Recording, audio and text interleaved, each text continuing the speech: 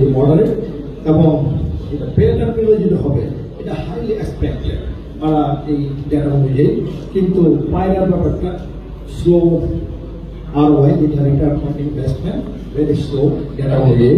যদি strategic location ব্যাপারে যদি আমরা বলি তাহলে আমরা বলতে হয় যে ট্রেড ফ্লোটা যদি বলি, অনেকগুলি ডাটা অনেকগুলি বিষয় আছে, আমি সংক্ষেপে বলতে চাই। ট্রেড ফ্লোটা যদি বলি এটা চিটাগং এখন হ্যান্ডেল করতেছে প্রায় 90%, মংলা করে 7.8%। বলে রাখা ভালো, মংলার যে ক্যাপাসিটি কার্বিয়ান হ্যান্ডেলিং এর only 31% ওরা করতে পারতেছে, এখনো 69% ওনাদের করা সম্ভব হচ্ছে না। টোটাল স্ট্রাকচার, অবকাঠামো, অন্যান্য নানান বিষয় নিয়ে সেই তুলনায় আপনার চিটাগংয়ের যে বেটার মিল হবে, এটা চিটাগং পোর্টের কন্ডিশন অনেকটা রিডিউস করবে। সুতরাং আমদানিকারকরা ওই মুখে থাকার সম্ভাবনাই বেশি হবে, কারণ কন্ডিশনটা যদি কমে যায় চিটাগং পোর্টের বেটার মিলের কারণে, তখন একটা স্ট্রাকচারাল এবং ইনফ্রাস্ট্রাকচার সব কিছু মিলে চিটাগং ওই অঞ্চলটা আগে থেকেই ওরা অনেক ডেভেলপ। সুতরাং ব্যবসায়ীরা এই ঝুঁকিটা নিতে চাইবে না। এই কারণে এটা হলো মোটামুটি সংক্ষিপ্ত ডেটার বিষয় দিলাম আমি আপনাদের। সর্বোপরি বর্তমান এই অবস্থায় আমি পায়রা পণ্য স্থাপনের একটা ভুল সিদ্ধান্ত ছিল এই কথা বলতে চাই না। আমি বলতে চাই যে অবস্থা আছে সেই অবস্থা থেকে প্রয়োজনীয় কোনো সংস্কার করে দক্ষিণাঞ্চলের উন্নয়নের জন্য একটি আঞ্চলিক সহায়ক কেন্দ্র হিসাবে পরিণত করাই এটা বাস্তবসম্মত পদক্ষেপ নেওয়াই উচিত বলে আমি পার্সোনালি মনে করি। কারণ এখানে এই অঞ্চলটা আসলে একটা পশ্চাৎপদ এরিয়া কম্পারেটিভলি অন্যান্য জোনের তুলনায়। সুতরাং এই বোর্ডকে বেস করে এই অঞ্চলটা আমরা আশা করি অদূর ভবিষ্যতে একটা উন্নয়নের দিকে যাবে। এখানকার যে লোকাল নেতৃবৃন্দ যারা আছেন আমি ওনাদের দৃষ্টি আকর্ষণ করব, আপনার এলাকায় যারা বিজনেস করতে আসবেন এটা আপনাদের মেহমান।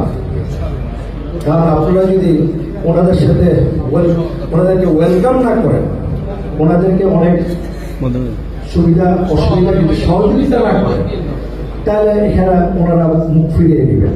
সুতরাং এখানে লোকাল যে আছেন পলিটিক্যাল, নন পলিটিক্যাল এবং এখানকার যে আছেন, আপনাদেরকে বাইরের প্রতিটা লোকের প্রতি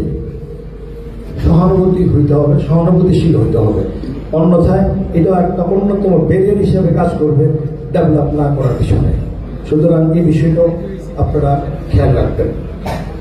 আর আমি এটা পার্সোনালি মনে করি এবং ডেটা অনুযায়ী মনে করি যে কয়লা, LNG, সিমেন্ট, সার এই রকমের ভারী পণ্যের জন্য টার্গেটকে ডিজাইন করে টার্গেটটাকে আগে নেওয়া আসা উচিত, পোর্টটাকে ভায়াবল করা উচিত।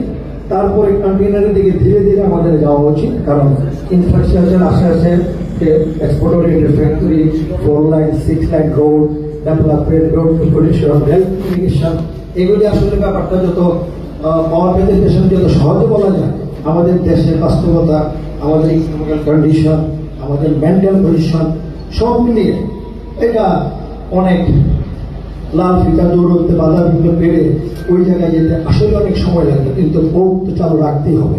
সুতরাং আমি মনে করি বাল্ক কার্গো যেগুলি আছেন, ওয়েস্টফুল কার্গো, এগুলির উপর বেশি জোর দিলে পোর্টটা চলতে থাকবে।